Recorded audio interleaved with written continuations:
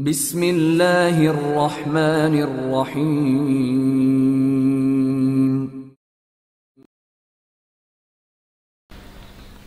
ناوا Shingo Imran series, مصنف مظہر کلیم M.A۔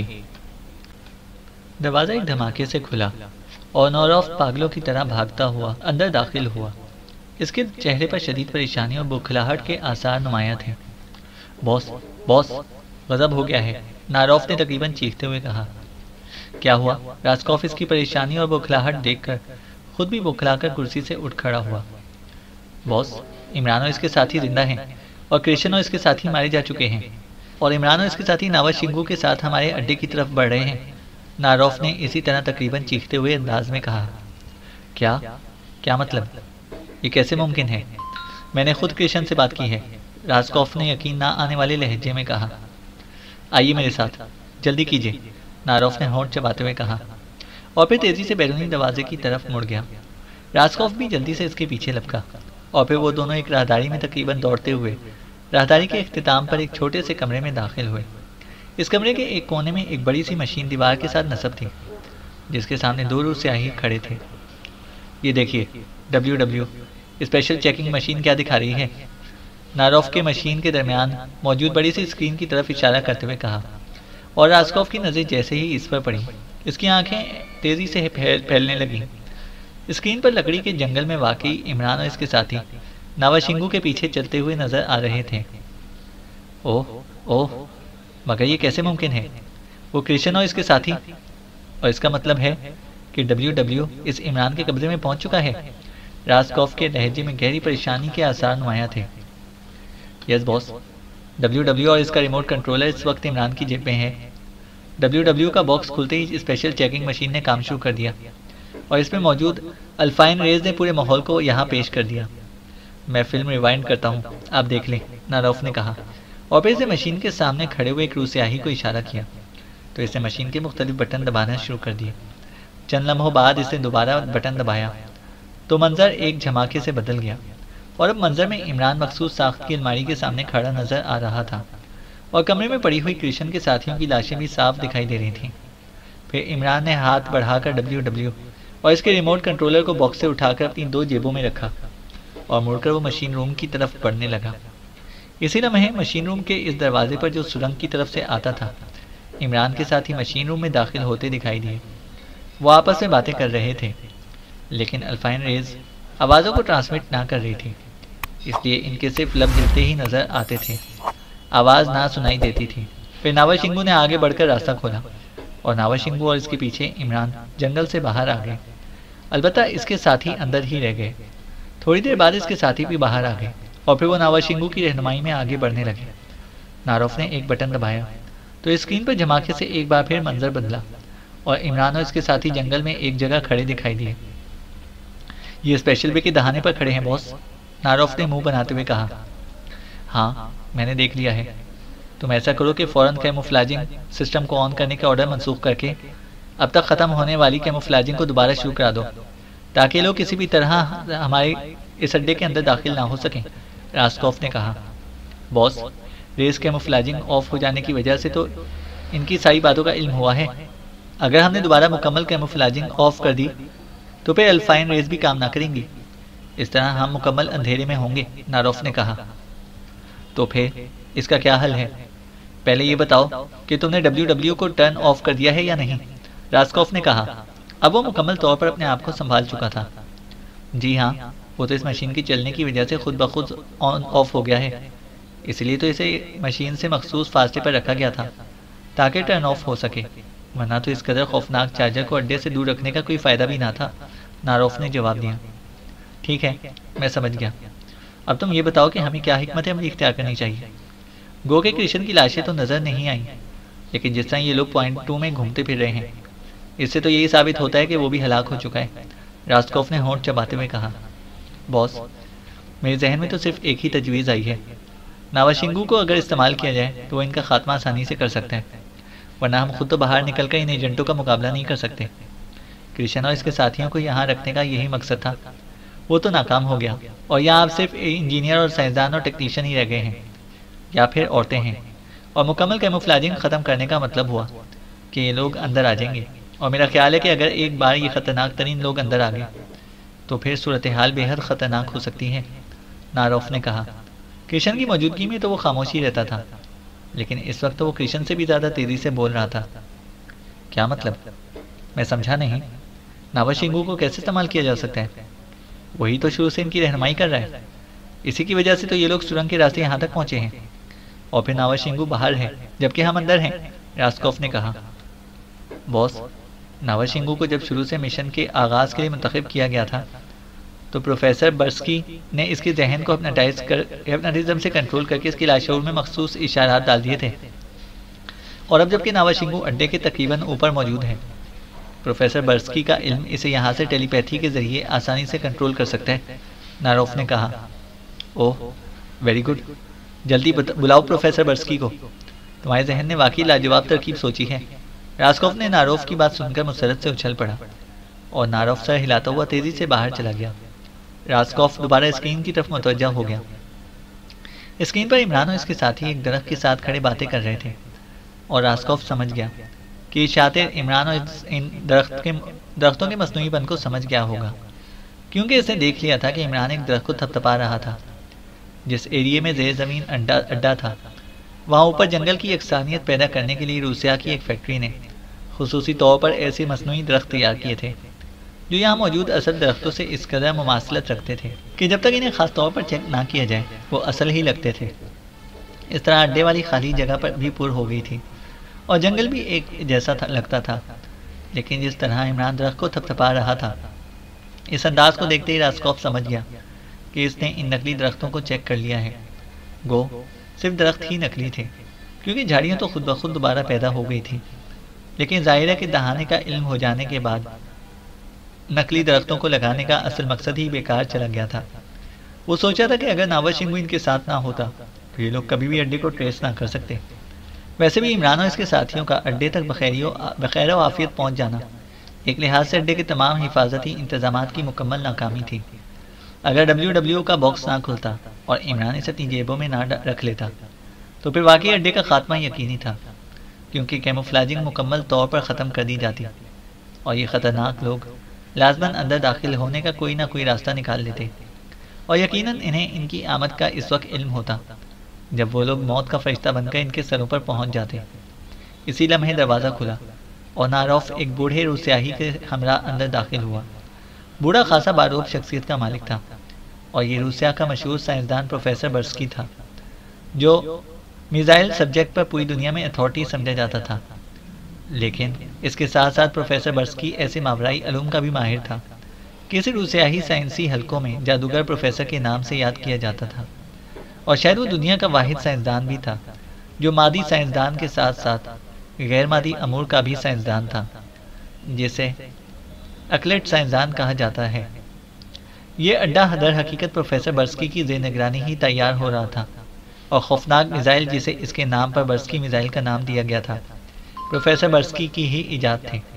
اس قدر طویل فاصلے پر صحیح نشانے پر مار کرنے والے میزائل اس سے پہلے ایجاد نہیں کیے گئے تھے، اس لیے باوجود اس کے کہ راسکوف اور ناروف انتظامی امور پر چیف تھے، لیکن پروفیسر برسکی پر تو برتر نہ ہو سکتے تھے۔ کیا بات ہے راسکوف؟ ناروف بتا رہا تھا کہ اڈے کو کوئی خطرہ درپیش ہے، پروفیسر برسکی نے روبدار لہجے میں کہا۔ یس پروفیسر، میں آپ کو مختصر طور پر حالات سناتا ہوں، راسکوف نے کہا، اور پھر اس نے عمران اور اس کے ساتھیوں کی آمد سے لے کر ان کے اڈے کے اوپر تک پہنچنے کے تمام حالات مختصر طور پر بتا دیے۔ تو تم نے اب تک مجھے کیوں ان حالات سے بے خبر رکھا تھا؟ اگر یہ لوگ اندر آ جاتے تو پھر؟ پروفیسر برسکی نے غصے سے لرزتے ہوئے لہجے میں کہا۔ اس کے چہرے پر شدید غصے کے آثار نمایاں تھے۔ پروفیسر، آپ انتہائی اہم کام میں مصروف تھے، اس لیے میں نے آپ کو ڈسٹرب کرنا مناسب نہیں سمجھا۔ دوسری بات یہ کہ ہمیں قطعاً اس بات کی توقع نہ تھی کہ یہ لوگ رینج ایریا کو اس طرح سرنگ کے راستے کراس کر کے یہاں پہنچیں گے، اور پھر کرشن کو اور اس کے ساتھیوں جیسے منجھے ہوئے ایجنٹوں کو ختم کر دیں گے۔ اور سچ بات تو یہ ہے کہ مجھے تو معلوم ہی نہ تھا کہ آپ نے ناوا شنگو پر کوئی خاص عمل کیا ہوا ہے۔ یہ تو ناروف نے مجھے ابھی بتایا ہے، راسکوف نے کہا۔ اگر مجھے پہلے پتہ چل جاتا تو میں اس ناوا شنگو کو کنٹرول کر کے ان سب کا خاتمہ وہیں شرپا قبائل میں کرا دیتا، یہاں تک ان کے پہنچنے کی نوبت ہی نہ آتی۔ بہرحال ابھی تم لوگوں نے بر وقت مجھے بتا دیا ہے، اب ان لوگوں کا تماشا دیکھو، پروفیسر برسکی نے کہا، اور پھر آگے بڑھ کر وہ مشین کے درمیان موجود اسکرین کے سامنے کھڑا ہو گیا۔ غور سے ناوا شنگو کو دیکھ رہا تھا۔ ناوا شنگو کی اسکرین کی طرف پشت تھی، لیکن پھر وہ مڑا، اور پھر جیسے ہی اس کا چہرہ اسکرین پر نظر آیا، پروفیسر برسکی نے ایک لمحے کے لیے اسے غور سے دیکھا اور پھر آنکھیں بند کر لی۔ اس کا چہرہ تیزی سے تمتمانے لگا تھا۔ راسکوف، ناروف اور وہ دو روس سیاہی جو پہلے سے مشین کے سامنے موجود تھے بے حس و حرکت کھڑے ہو گئے تھے، لیکن ان کی نظریں اسکرین پر جمی ہوئی تھیں۔ ناوا شنگو اب عمران کے ساتھ کھڑا باتیں کر رہا تھا۔ عمران کے ساتھی بھی ادھر ادھر کھڑے تھے۔ اچانک ناوا شنگو ایک جھٹکے سے مڑا۔ اس کا انداز میکانکی سا تھا، اور پھر وہ تیز سے قدم اٹھاتا قریب کھڑے عمران کے ایک ساتھی کے پاس گیا، جس کے ہاتھ میں ایک سب مشین گن موجود تھی، اور ایک مشین گن اس کے کاندھے سے لٹکی ہوئی تھی۔ اس نے اس سے کچھ بات کی تو اس آدمی نے کاندھے سے لٹکی ہوئی مشین گن اتار کر ناوا شنگو کے ہاتھ میں دے دی، اور ناوا شنگو مشین گن لیے تیز قدم اٹھاتا ایک گھنے درخت کی طرف بڑھتا چلا گیا۔ باقی سب افراد خاموش کھڑے سے اس درخت کی طرف جاتا دیکھ رہے تھے۔ درخت کے پاس پہنچ کر ناوا شنگو ایک لمحے تک درخت کے تنے کی طرف منہ کیے خاموش کھڑا رہا، پھر وہ تیزی سے مڑا۔ اب اس کا رخ عمران اور اس کے ساتھیوں کی طرف ہو گیا تھا، اور پھر بجلی سے بھی زیادہ تیز رفتاری سے اس کی مشین گن سیدھی ہوئی، اور دوسرے لمحے مشین گن سے شعلے اگلنے لگے، اور اس کے ساتھ ہی عمران اور اس کے ساتھی کٹے ہوئے شتیروں کی طرح نیچے گرتے دکھائی دیے۔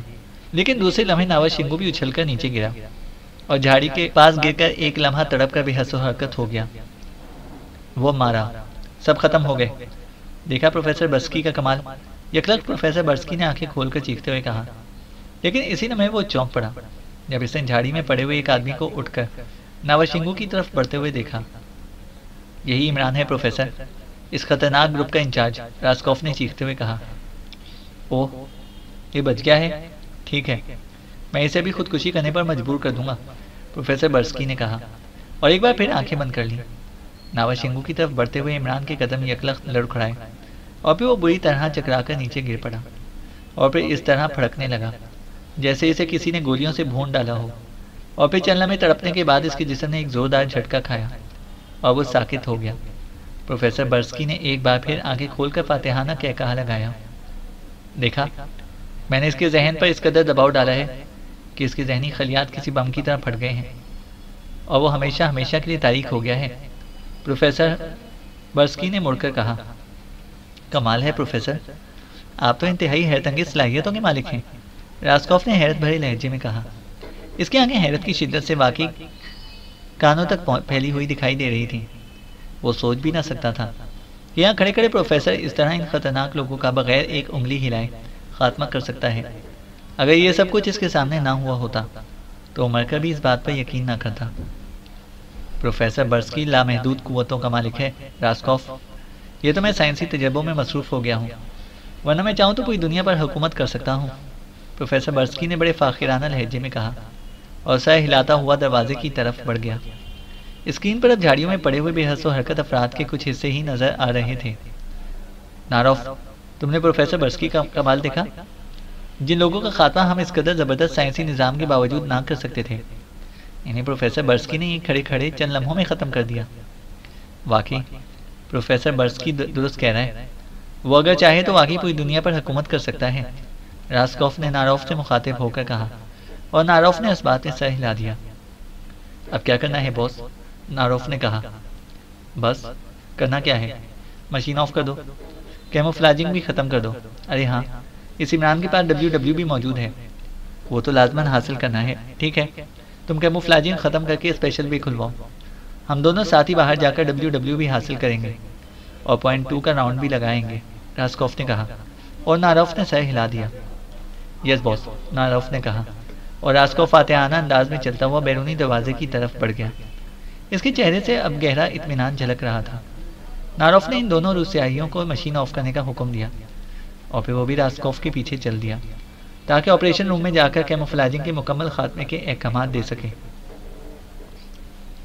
ناوا شنگو کی آنکھیں ایک جھٹکے سے کھلیں، اور دوسرے لمحے وہ بری طرح کر رہا تھا وہ اٹھ کر بیٹھ گیا، لیکن اٹھ کر بیٹھے ہوئے اس کے پورے جسم میں درد کی تیز لہریں سی دوڑنے لگیں۔ اس کی ایک ران سے خون تیزی سے نکل رہا تھا، اور یہ درد و تکلیف اسی زخم کی وجہ سے تھی۔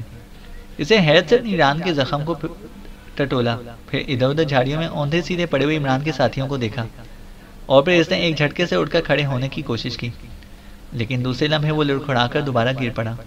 اوہ، یہ سب کیسے ہو گیا؟ یہ لوگ مر گئے ہیں؟ شاید میں بھی زخمی ہوں، مگر کیسے؟ میں تو عمران سے باتیں کر رہا تھا، ناوا شنگو نے سوچا، اور اس کی سوچ کے ساتھ ہی اس کا ذہن حیرت کی جھٹکوں کی زد میں آ گیا۔ اسے بس اتنا یاد تھا کہ وہ عمران سے اڈے کے متعلق بات کر رہا تھا۔ اس کے بعد کیا ہوا؟ وہ کیسے زخمی ہوا؟ یہ لوگ کیسے مرے؟ یہ سب کچھ باوجود سوچنے کے اس کے ذہن میں نہ آ رہا تھا۔ اس نے زخم پر ہاتھ تو رکھ دیا تاکہ خون نہ نکلے، لیکن اس کا ہاتھ اپنے ہی خون سے لتھڑ گیا، اور اس کے باوجود خون بند نہ ہوا۔ اوہ، اس طرح تو میں بھی مر جاؤں گا، ناوا شنگو بھی مر جائے گا۔ نہیں، میں ناوا شنگو ہوں، میں بھلا کیسے مر سکتا ہوں؟ ناوا شنگو نے کہا، اور اسی لمحے اسے ایک خیال آیا، تو اس نے چونک کر ادھر ادھر دیکھنا شروع کر دیا۔ دوسرے لمحے اس کی نظریں ایک جھاڑی پر پڑ گئیں جس کے بڑے بڑے اور چوڑے چوڑے پتے تھے۔ ناوا شنگو کی آنکھوں میں چمک ابھر آئی۔ وہ چونکہ ناوا شنگو تھا، اس لیے اسے جنگل میں پائی جانے والی خاص خاص جڑی بوٹیوں کی خصوصیت کا بخوبی علم تھا۔ یہ علم قدیم زمانے سے ہر ناوا شنگو تک اس کے باپ کے ذریعے باقاعدہ پہنچایا جاتا تھا۔ ناوا شنگو زمین پر گھسٹتا ہوا اس جھاڑی تک پہنچا، اور پھر اس نے جلدی سے اس کے کئی پتے توڑے اور انہیں منہ میں ڈال کر چبانے لگا۔ وہ ان کا رس پی رہا تھا۔ جیسے ان پتوں کا رس اس کے حلق سے نیچے اترا، اس کا زخموں سے نکلتا ہوا نہ صرف خون رک گیا، بلکہ پورے جسم میں موجود شدید درد بھی ہلکا ہونے لگ گیا۔ ناوا شنگو نے انہی پتوں کی مدد سے اپنا زخم صاف کیا، اور پھر وہ غور سے اس کے زخم کو دیکھنے لگا۔ پھر اس نے دونوں انگلیوں سے زخم کے کناروں کو دبایا، تو اسے محسوس ہوا کہ گولی اس کی ٹانگ کا گوشت پھاڑ کر سائڈ سے نکل گئی ہے، کیونکہ زخم ایک نالی کی صورت میں تھا۔ اس نے اور پتے توڑے اور انہیں چبانا شروع کر دیا۔ چند لمحوں بعد درد آہستہ آہستہ ہوتے ہوتے ختم ہو گیا۔ اب خون نکلنا مکمل طور پر بند ہو گیا تھا، لیکن بہرحال زخم موجود تھا۔ اسی لمحے اسے ایک خیال آیا تو وہ چونک پڑا۔ اس نے جلدی سے اپنے لباس کے اندر ہاتھ ڈالا اور پھر ایک چوڑی ڈبیا نکال لی۔ یہ ڈبیا وہ جنگل میں جاتے وقت اکثر اپنے پاس رکھتا تھا۔ اس ڈبیا میں وہ مخصوص مرہم تھا جو بڑے بڑے زخموں کو فوری طور پر مندمل کر دیتا تھا، اور زہریلے سے زہریلے سانپ کے زہر کو بھی ایک لمحے میں ختم کر دیتا تھا۔ اس نے ڈبیا کھولی اور اس میں سے ذرا سا مرہم نکال کر اس نے زخم پر لگایا، اور پھر انگلی سے اسے پورے جسم پر پھیلا دیا۔ اس کے ساتھ ہی وہ اٹھ کر کھڑا ہو گیا۔ اب وہ آسانی سے کھڑا ہو سکتا تھا۔ اپنی تکلیف دور ہونے کے بعد اسے عمران کا خیال آیا، تو اس نے ادھر ادھر دیکھا، اور پھر اسے عمران ایک جھاڑی کے پیچھے بے حس و حرکت پڑا نظر آ گیا۔ وہ تیزی سے اس کی طرف بڑھا۔ آقا عمران، آقا عمران، ناوا شنگو نے قریب پہنچ کر عمران کو بری طرح جھنجھوڑتے ہوئے کہا۔ اسے دیکھ لیا تھا کہ عمران کے جسم پر کوئی زخم نہ تھا۔ وہ اسے مسلسل جھنجھوڑتا رہا، اور پھر کچھ دیر بعد عمران کی آنکھیں ایک جھٹکے سے کھل گئیں، لیکن اس کی آنکھیں اس طرح خالی خالی تھیں جیسے وہ بے نور ہو۔ آقا عمران، آقا عمران، میں ناوا شنگو ہوں۔ ناوا شنگو نے دوبارہ پوری قوت سے عمران کو جھنجھوڑا، تو عمران کی آنکھوں میں یکلخت چمک سی ابھری، اور وہ ایک جھٹکے سے اٹھ کر بیٹھ گیا۔ آقا عمران، یہ سب کچھ کیا ہو گیا ہے؟ میں تو آپ سے باتیں کر رہا تھا، پھر نہ جانے کیا ہوا، مجھے پھر ہوش آیا تو میں زخمی پڑا ہوا تھا، ناوا شنگو نے کہا، اور عمران اس کی بات سن کر یکلخت چونک پڑا۔ اسی لمحے اسے اپنے ساتھیوں کا خیال آیا، تو وہ پاگلوں کے سے انداز میں ان کی طرف دوڑ پڑا۔ قریبی جولیا اوندھے منہ پڑی ہوئی تھی۔ عمران نے اسے سیدھا کیا، اور دوسرے لمحے اس کے حلق سے مایوسی بھری آواز نکلی۔ جولیا کے پیٹ میں ایک قطار کی صورت میں زخم تھے، اور ان زخموں سے ابھی تک خون نکل رہا تھا۔ جس جگہ جولیا پڑی تھی وہاں خون کا ایک تالاب سا بن گیا تھا۔ عمران نے جلدی سے جولیا کی نبض دیکھی۔ نبض بالکل مدھم ہو رہی تھی، ایسے جیسے کسی بھی لمحے ڈوب جائے گی۔ عمران کے ہونٹ بھج گئے۔ ناوا شنگو، وہ تھیلے اٹھا لو، ادھر جھاڑی کے پیچھے پڑے تھے، عمران نے چیخ کر ناوا شنگو سے کہا، اور ناوا شنگو بجلی کی سی تیزی سے جھاڑی کی طرف دوڑ پڑا۔ عمران تیزی سے آگے بڑھا، اور پھر اسے صفدر، تنویر، کیپٹن شکیل، جوزف اور جوانا کو چیک کرنا شروع کر دیا۔ ان سب کے جسموں کے مختلف حصوں میں گولیاں لگی تھیں، لیکن بہرحال وہ ابھی زندہ تھے۔ لیکن ان سب کی حالت انتہائی مخدوش تھی۔ خاص طور پر تنویر کی حالت زیادہ خراب تھی، کیونکہ اس کے سینے میں 4 گولیاں لگی تھیں، اور اس کا سانس اکھڑ رہا تھا۔ ادھر لے آؤ، جلدی کرو، عمران نے چیخ کر ناوا شنگو سے کہا، اور ناوا شنگو جو تھیلے اٹھائے آ رہا تھا دوڑتا ہوا اس کے قریب پہنچ گیا۔ یہ سب کیا ہو گیا ہے آقا عمران؟ یہ سارے لوگ کس طرح زخمی ہو گئے ہیں؟ ناوا شنگو نے بیگ رکھتے ہی کہا۔ لیکن عمران نے اس کی بات کا جواب دینے کی بجائے تیزی سے بیگ کھولا اور پھر اس کے اندر رکھا ہوا ایمرجنسی میڈیکل باکس باہر نکال لیا۔ باکس کھول کر اس نے انتہائی پھرتی سے اس میں سے موجود چند سیلڈ انجیکشن باہر نکالے۔ سرنجیں محلول سے بھری ہوئی تھیں اور اسی طرح پیکڈ تھیں۔ عمران نے ایک انجیکشن کی سیل توڑی اور دوسرے لمحے اسے سوئی تنویر کے بازو میں گھونپ دی۔ چند لمحوں کے بعد سرنج خالی ہو چکی تھی۔ عمران نے دوسرا انجیکشن کھول کر اسے بھی تنویر کے دوسرے بازو میں لگا دیا۔ پھر ڈبہ اٹھا کر وہ پاس پڑے ہوئے جوانا کی طرف بڑھ گیا۔ جوانا بھی شدید زخمی تھا اور اس کے زخموں سے بھی خون نکل رہا تھا۔ اس نے ایک انجیکشن لگایا، پھر وہ صفدر کی طرف بڑھا۔ اس طرح اس سے بائی بائی سب کو ایک ایک انجیکشن لگایا اور آخر میں اس نے جولیا کو بھی تنویر کی طرح یکے بعد دیگرے 2 انجیکشن لگا دیے۔ ان انجیکشنوں کی وجہ سے ان سب کی ڈوبتی ہوئی نبضیں وقتی طور پر تو بحال ہو گئی تھیں، لیکن عمران جانتا تھا کہ یہ ان کا مکمل علاج نہیں ہے اور نہ ہی اس جگہ ایسا ماحول تھا کہ وہ ان کا باقاعدہ علاج کر سکتا تھا۔ یہاں پانی بھی موجود نہ تھا۔ اسی لمحے اسے پوائنٹ 2 کا خیال آ گیا، لیکن پوائنٹ 2 وہاں سے کافی دور تھا، اس لیے اس نے یہیں ان کے زخموں سے گولیاں نکالنے اور زخموں کا آپریشن کرنے کا فیصلہ کر لیا۔ لیکن اب مسئلہ تھا پانی کا، کیونکہ زخموں کو صاف کیے بغیر وہ نہ ہی گولیاں نکال سکتا تھا اور نہ ڈریسنگ کر سکتا تھا۔ پانی مل سکتا ہے یہاں پر ناوشنگو؟ عمران نے بڑے بے چین سے لہجے میں کہا اور ادھر ادھر دیکھنے لگا۔ پانی؟ اوہ نہیں آقا، یہاں تو پانی نہیں ہے، البتہ کافی دور ایک چشمہ ہے، لیکن وہ کافی دور ہے۔ آقا عمران، میرے پاس خاص مرہم ہے، دیکھو میرا زخم کتنا ٹھیک ہو گیا ہے۔ اگر تم حکم دو تو میں تمہارے ساتھیوں کے زخموں پر اسے مل دوں، زخم جلد ٹھیک ہو جائیں گے۔ گو یہ مرہم صرف ناوشنگو ہی استعمال کر سکتا ہے، لیکن میں اب تمہارا غلام ہوں، جیسے تم حکم کرو، ناوشنگو نے کہا۔ اوہ اچھا، لیکن زخموں کے اندر جو گولیاں موجود ہیں انہیں تو باہر نکالنا پڑے گا، ورنہ اندر زہر پھیل جائے گا، عمران نے انتہائی پریشان سے لہجے میں کہا۔ زہر؟ اوہ زہر بھی اس مرہم سے ختم ہو جائے گا۔ اس مرہم کی خاصیت ہے کہ زہریلے سانپ کا زہر ایک لمحے میں ختم کر دیتا ہے۔ اور پھر یہاں ٹانگوری بوٹی کی کئی جھاڑیاں ہیں، ان کے پتوں کا رس جیسے ہی تمہارے ساتھیوں کے جسموں میں جائے گا، ان کا درد بھی ختم ہو جائے گا اور خون نکلنا بھی بند ہو جائے گا، ناوشنگو نے کہا۔ اور عمران اس کی یہ بات سن کر چونک پڑا۔ اوہ کہاں ہے یہ ٹانگوری بوٹی؟ عمران نے کہا۔ وہ چوڑے پتوں والی، ناوشنگو نے کچھ فاصلے پر موجود ایک جھاڑی کی طرف اشارہ کرتے ہوئے کہا۔ یہ وہی جھاڑی تھی جس کے پتوں کا رس اس نے پیا تھا اور اس سے اس کے زخم سے خون بہنا بھی بند ہو گیا تھا اور جسم میں موجود بے پناہ درد بھی ختم ہو گیا تھا۔ اوہ ٹھیک ہے، اب اس کے سوا اور کوئی چارہ بھی تو نہیں ہے، تم ان کے زخموں پر مرہم لگاؤ، میں پتے توڑ کر اس کا رس ان کے حلق میں ڈالتا ہوں، عمران نے ہونٹ بھینچتے ہوئے کہا۔ اور پھر تیزی سے وہ اس جھاڑی کی طرف بڑھ گیا۔ اس نے اس کے پتے توڑ توڑ کر ان کا ڈھیر لگانا شروع کر دیا۔ اس کے ہاتھ تیزی سے چل رہے تھے۔ چند لمحوں میں اس نے چوڑے چوڑے پتوں کا کافی ڈھیر اکٹھا کر لیا، پھر وہ ڈھیر اٹھائے تیزی سے واپس اپنے ساتھیوں کی طرف آنے لگا۔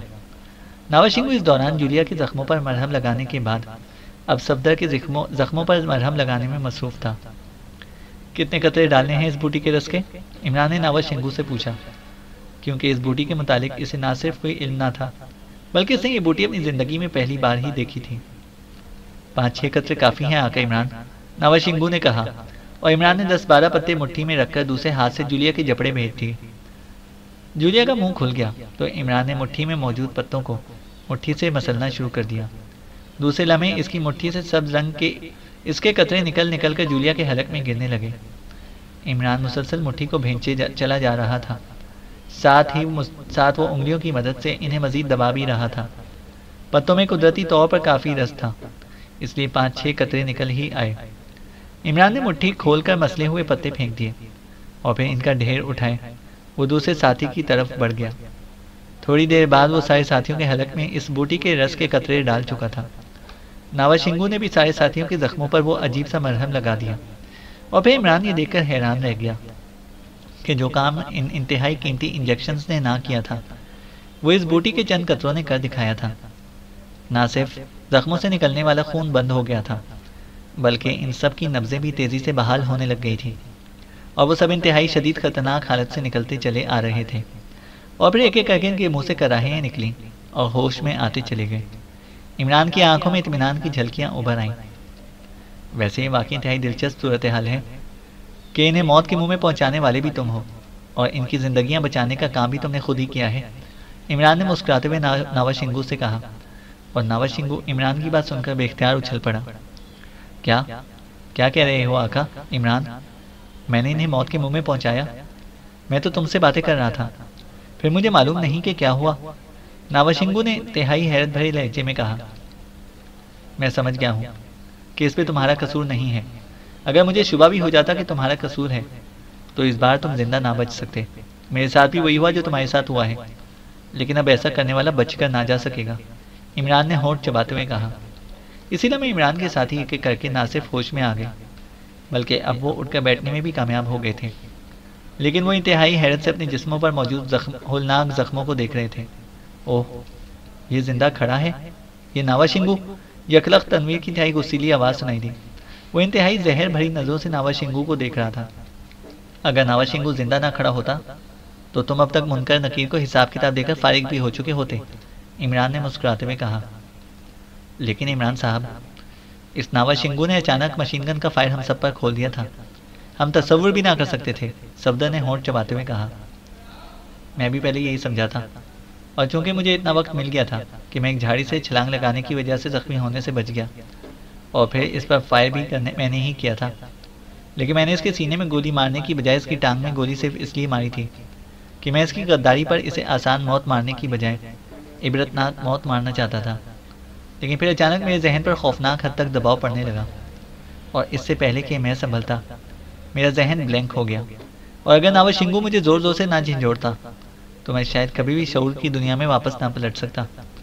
بہرحال ناوز شنگو نے مجھے ہوش دلایا، اور پھر جب میں نے تم سب کو چیک کیا تو تم سب کی حالت زخموں اور خون بہہ جانے کی وجہ سے انتہائی سیریس ہو چکی تھی، اور یہاں حالات ایسے تھے کہ میں تم لوگوں کے لیے کچھ بھی نہ کر سکتا تھا۔ میرے پاس جو انجیکشن تھے وہ میں نے تم سب کو لگا دیے، لیکن یہ انجیکشن بھی وقتی سہارے کے لیے تھے، لیکن تم لوگ تو مشین گن کے برسٹ کا شکار ہوئے تھے۔ ان انجیکشنوں کے باوجود تمہارا بچ جانا ناممکن ہی نظر آتا تھا۔ لیکن ناوز شنگو نے ایک نئی بوٹی کی خصوصیات بتائیں۔ اس کے 5 قطرے تمہارے حلق میں اترتے ہی تمہارے زخموں سے خون نکلنا بھی بند ہو گیا اور درد بھی ختم ہو گیا۔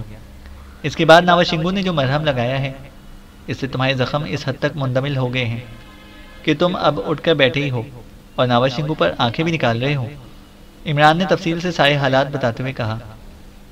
اوہ عمران صاحب، اس کا مطلب ہوا کہ ہم زخمی بھی ناوز شنگو کی وجہ سے ہوئے اور پھر زندہ بچے بھی اس کی وجہ سے؟ بہت خوب، ایسا اتفاق تو شاید پہلے کبھی بھی نہ ہوا ہو، صفدر نے ہنستے ہوئے کہا۔ ابھی تمہارے زخموں میں گولیاں موجود ہیں، اس لیے مجھے ان کا باقاعدہ آپریشن کرنا پڑے گا، لیکن یہاں تو ایک پانی میسر نہ تھا، اور پھر جن لوگوں نے پہلے ہم پر ماورائی حملہ کیا ہے وہ دوبارہ بھی ایسا کر سکتے ہیں، اس لیے اب ہمیں فوراً یہاں سے سرنگ والے حصے میں جانا پڑے گا، عمران نے اٹھ کر کھڑے ہوتے ہوئے کہا۔ لیکن عمران صاحب، آپ کے ذہن پر دباؤ اور ناوز شنگو کے ذہن پر کنٹرول کس نے کیا ہوگا اور کس طرح کیا ہوگا؟ صفدر نے اٹھ کر کھڑے ہوتے ہوئے کہا۔ کوئی بہت ہی طاقتور ذہن کی مالک شخصیت کہیں قریب موجود ہے۔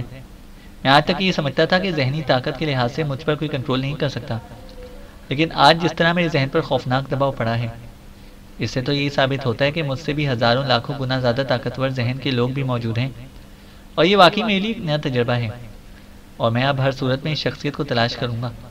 اگر میرا ذہن مخصوص ورزشوں کی وجہ سے فوری رد عمل کا عادی نہ ہوتا تو جس قدر خوفناک دباؤ پڑا تھا لازماً میری دماغی رگیں پھٹ جاتی، لیکن فوری رد عمل کی وجہ سے دماغ بلینک ہو گیا، اس طرح رگیں پھٹنے سے بچ گئیں۔ عمران نے اپنے ساتھیوں کے ساتھ سرنگ والے کمروں کی طرف واپس جاتے ہوئے کہا۔ چونکہ وہ سب آہستہ ہی چل رہے تھے اس لیے انہیں سرنگوں والے کمرے میں پہنچنے میں کافی دیر لگ گئی۔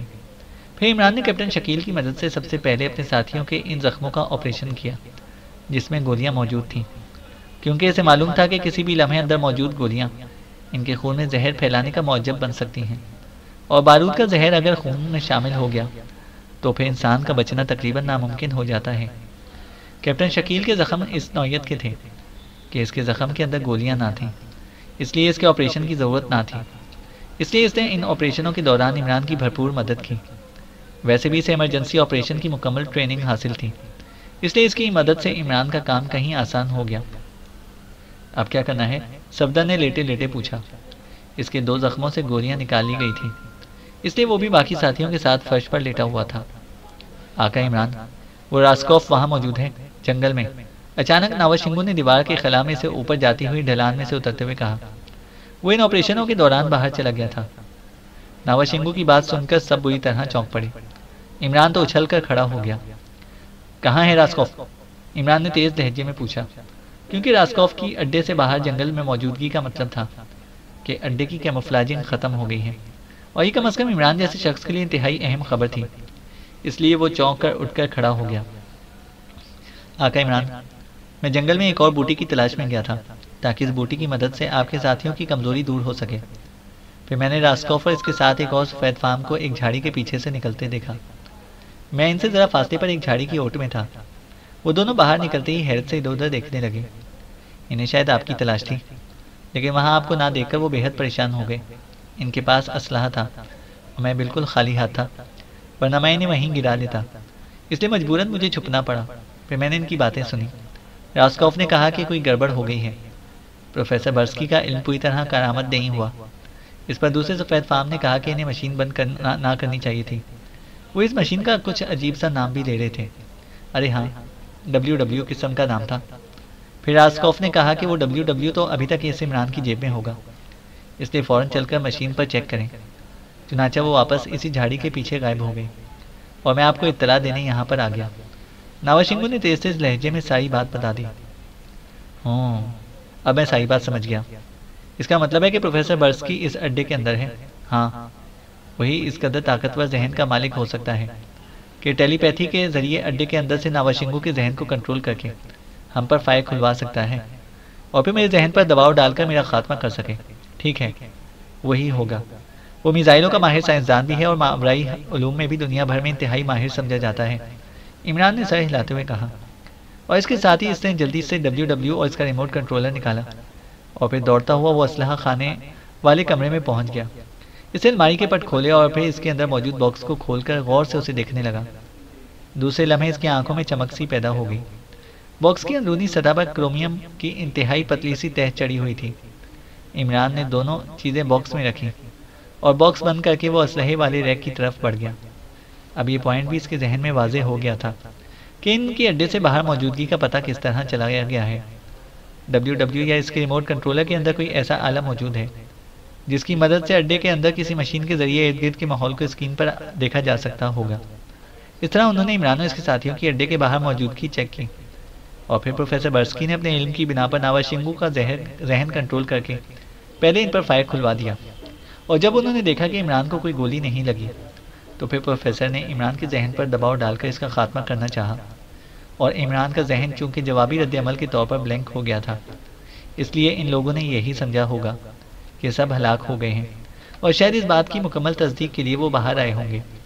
اور واقعی اگر ناواشنگو ان سے ہمدردی نہ کرتا تو وہ اب تک موت کے منہ میں پہنچ ہی چکے ہوتے۔ لیکن باکس کو دیکھنے کے بعد عمران کو یہ بھی معلوم ہو گیا تھا کہ جو ریز WW یا ریموٹ کنٹرولر سے نکلتی ہیں اور جن کی مدد سے مشین کے ذریعے انہیں دیکھا جا سکتا ہے، وہ ریز کرومیم کی تہ کو کراس نہیں کر سکتی۔ عمران چونکہ WW کو مستقل اپنے سے علیحدہ نہ کرنا چاہتا تھا، کیونکہ اڈے کی تباہی کے لیے یہ بے حد کارآمد تھا، اس لیے اسے باکس میں بند کرنے کے بعد وہ اسلحے سے بھرے ہوئے ریکوں کی طرف بڑھ گیا۔ اسے معلوم تھا کہ اسلحے کو نمی سے بچانے کے لیے اسلحے کی پیٹیوں کے اندر کرومیم شدہ کاغذ پیک کیا جاتا ہے، اس لیے وہ ایک پیٹی کی طرف بڑھا۔ اس نے پیٹی کھول کر اس کے اندر واقعی ایسا کاغذ موجود تھا۔ اس نے پیٹی میں موجود مشین پسٹل وہیں ریک میں ہی الٹ دیے اور پھر خالی پیٹی میں سے اس نے کاغذ نکال لیا۔ کاغذ لے کر وہ واپس الماری کی طرف بڑھا۔ اس نے الماری میں موجود باکس کو دوبارہ کھولا اور پھر WW اور اس کے ریموٹ کنٹرولر کو اس نے اٹھا کر کاغذ میں لپیٹ کر دوبارہ جیبوں میں منتقل کر دیا۔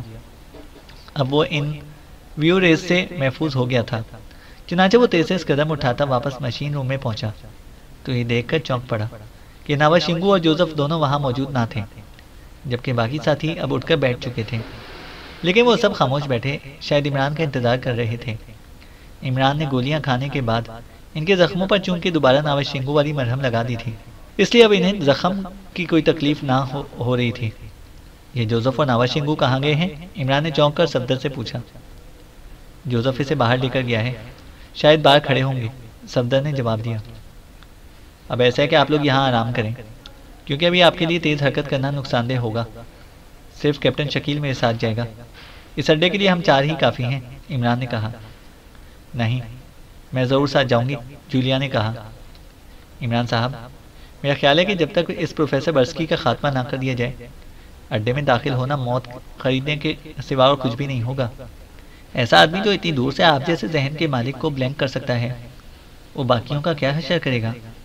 ناوشنگو کی فائرنگ سے تو ہم زندہ بچ نکلنے میں کامیاب ہو گئے، لیکن اگر ہم میں سے کسی کا ذہن کنٹرول میں کر کے فائرنگ کرائی گئی تو پھر شاید کوئی بچ نہ سکے، صفدر نے کہا، اور عمران کے ہونٹ بھنج گئے۔ تم ٹھیک کہہ رہے ہو صفدر، واقعی اس پہلو پر تو میں نے سوچا بھی نہ تھا، عمران نے سر ہلاتے ہوئے کہا، اور اس کی پیشانی پر سوچ کی لکیریں سی ابھر آئیں۔